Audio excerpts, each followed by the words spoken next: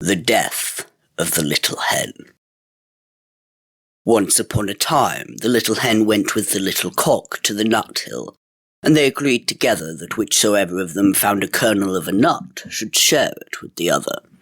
Then the hen found a large nut, but said nothing about it, intending to eat the kernel herself.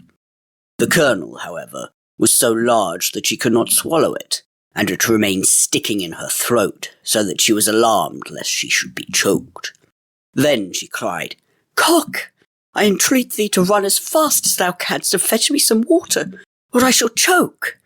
The little cock did run as fast as he could to the spring and said, "Stream, thou art to give me some water. The little hen is lying on the nut hill, and she has swallowed a large nut, and is choking." The well answered, "First run to the bride, and get her to give thee some red silk." The little cock ran to the bride and said, "Bride, you are to give me some red silk. I want to give red silk to the well is to give me some water. I am to take the water to the little hen who is lying on the nut hill, and has swallowed a great nut kernel, and is choking with it." The bride answered, "First run and bring me my little wreath which is hanging to a willow." So the little cock ran to the willow, and drew the wreath from the branch and took it to the bride, and the bride gave him some water for it. Then the little cock took the water to the hen, but when he got there, the hen had choked in the meantime and lay there dead and motionless.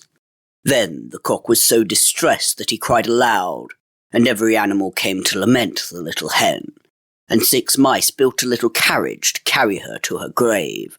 And when the carriage was ready, they harnessed themselves to it, and the cock drove. On the way, however, they met the fox, who said, "Where art thou going, little cock?" "I am going to bury my little hen.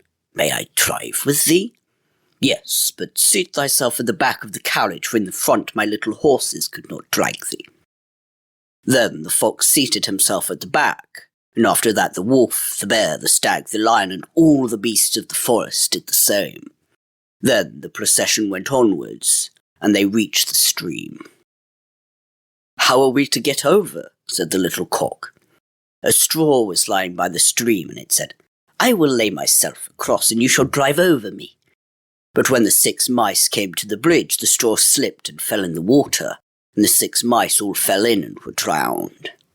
Then they were again in difficulty, and a coal came and said, "I am large enough. I will lay myself across, and you shall drive over me." So the coal also laid itself across the water, but unhappily just touched it, on which the coal hissed, and was extinguished and died.